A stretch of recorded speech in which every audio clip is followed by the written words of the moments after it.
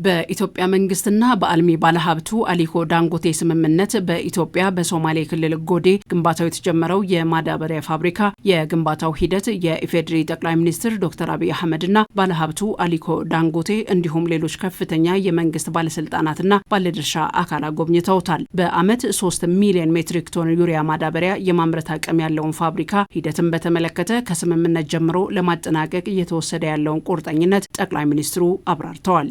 ያኔ ለህዝባችን የገባነው ቃል ፋብሪካው በጀመረ በ40 ወራት ጊዜ ውስጥ ይጠናቀቃል የሚል ነበር።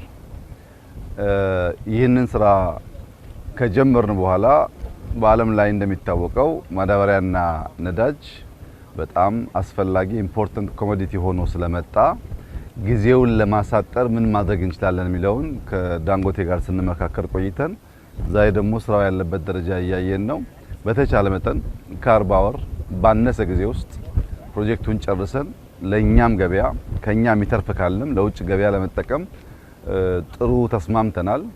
ስራው ያኔ መተን ስናይ ያው ሐሳብ ነበር። ዛሬ እንደምታዩት ስራው ተጀምሯል። በግንባታ ላይ ያለው ግዙፍ ፋብሪካ መፋጠን የሚረዳ የተለያዩ መሰረተ ልማቶች ዝርጋታ በፍጥነት ለማከናወን መታቀዱን ያነሱት ጠቅላይ ሚኒስትሩ መንግስት በስፍራው ክትትል የማድረግ ስራ እንደሚያጠናክርና በፍጥነት ለማጠናቀቅም እንደሚሰራ ተናግረዋል። ከ3 ወር በኋላ ቢበዛ 4 ወር በኋላ እንመለሳለን።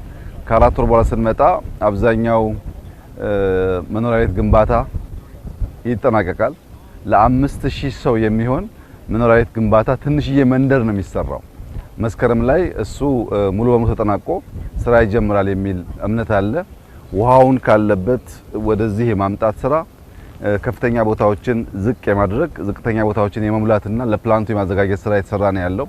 በርካታ ሪሶርስ ተገዝቶ እየመጣ ነው ያለው እና ባጠረ ጊዜ ውስጥ የማዳበሪያ ፋብሪካውን አጠናቀን የኢትዮጵያን አንዱን ቁልፍ ችግር እንፈታለን የሚል እምነት አለ። ፕሮጀክቱን እየገነቡ ያሉትን ባለሀብት ቁርጠኝነት ያደነቁት ጠቅላይ ሚኒስትሩ ለምርታማነት ቁልፍ የሆነውን ማዳበሪያ ተመርቶ ኢትዮጵያም የምግብ ሉዓላዊነቷን እንድታረጋግጥ እገዛው የጎላ እንደሆነም አንስተዋል። ግንባታው ሲጠናቀቅም ኢትዮጵያን ከፍተኛ ገቢ የሚያስገኝ ግዙፍ ፕሮጀክት እንደሆነም ጠቅላይ ሚኒስትር ዶክተር አብይ አህመድ ተናግረዋል። አሊኮ በጣም ኮሚትድ ሰው ነው። በገባው ቃል መሰረት ገንዘቡን፣ ጊዜውን፣ ሙያተኞች አፍስሷል። የቅርብ ክትትልና ድጋፍ አድርገን በማሳካት ኢትዮጵያ ውስጥ ያለውን ዋነኛውን ችግር እንፈታለን የሚል እምነት አለኝ። በጣም ደስ የሚል ስራን ያየነው እንግዲህ በዚሁ መልክ የክልሉ መንግስት፣ የፌዴራል መንግስት የቅርብ ክትትልና ድጋፍ እያደረጉ እንዲጠናቀቅ ካደረግን በጣም ትልቅ ችግር የሚፈታ ፕሮጀክት ይሆናል የሚል ሙሉ እምነት አለኝ። በዚህ ጎዴ አካባቢ የምናደርጋቸው ኢንቨስትመንቶች አሁን የገለጽናቸውም ያልገለጽናቸውም ተደማምረው በኢትዮጵያ አየር መንገድ ደረጃ ከፍተኛ ገቢ ለኢትዮጵያ የሚያስገቡ ናቸው። ቀላል ኢንቨስትመንት አይደለም። ዳንጎቴ ብቻ ከ3 ቢሊዮን ዶላር በላይ ነው እዚህ ቦታ የሚያፈሰው።